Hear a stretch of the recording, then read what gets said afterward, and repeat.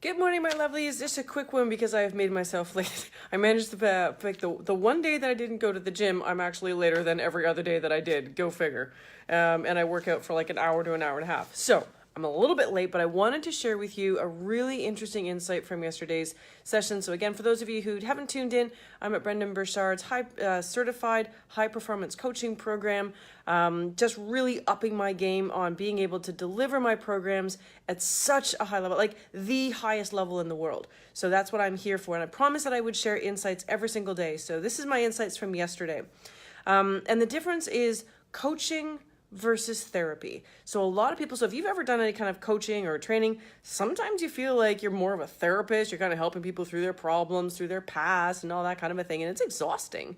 And that is, it's the one major distinction between therapy and coaching. Therapy is starting from the present and looking backwards to the past. What happened? Let's try to break it down, right? Let's look at what happened in your past, your childhood, where everything started, and then work us back to the present. With coaching, you start in the present and you push them into the future. What do you want to see for yourself? Where do you want to go? And now let's reverse engineer from there and let's get you there. It's full of hope. It's full of progress, and it's got the outcome already in mind. And so the next time, and this goes for coaching, and anyone who is a parent, you're coaching your children every single day, right? You're coaching them on the necessity of taking a shower after they come home from basketball practice, or just a shower at all, because it's really gross if you don't. If you're a teacher, right? You're teaching and training and coaxing your children to do stuff that often they really don't want to do. So again, I apologize for my shaky video. My arm's like giving out on me here. I managed to, oh wow, now I look like I'm like in the middle of space. I managed to leave my tripod at home. So again, in any point in time, we are all a coach. We are all a trainer.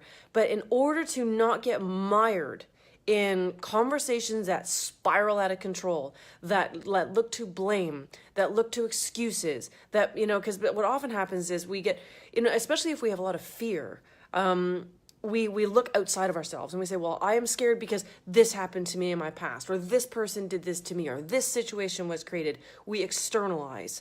What coaching does is it brings it back to what's called agency, to the control of the person. Okay, yes, that happened to you. Yes, that person did that to you. But what can you do about it? How can you approach your next conversation differently? How can you approach the next day differently with your child to try to say, okay, child, yes, you had basketball practice. Yes, it made you yucky, right? But how do you want to make sure that you approach the next day or the next few moments as your best self? What do you want, how do you want people to see you? And you kind of work back from there. So the whole idea about coaching, and this coaching, teaching, training, right?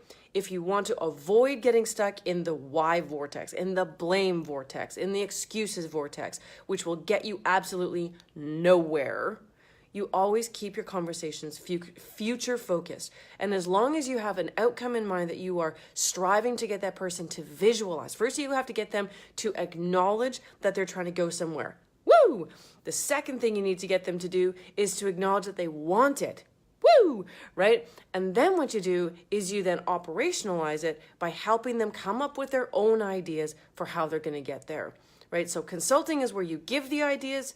Coaching is where you help the person come up with their own ideas and you guide the conversation. Yeah, you might suggest some of your own ideas, but again, it's almost like it's a fine art of trying to make them believe that they came up with it themselves. So, I will be reporting back to you. Hopefully I'll be reporting back to you sort of midday or end of day today. Yesterday I was absolutely exhausted. It's from 9 o'clock in the morning till 7 o'clock at night. And it is like full on. But that was the big one that I took away and that I really feel has a life application, not just for people who do coaching for a living, right? So this is what I do.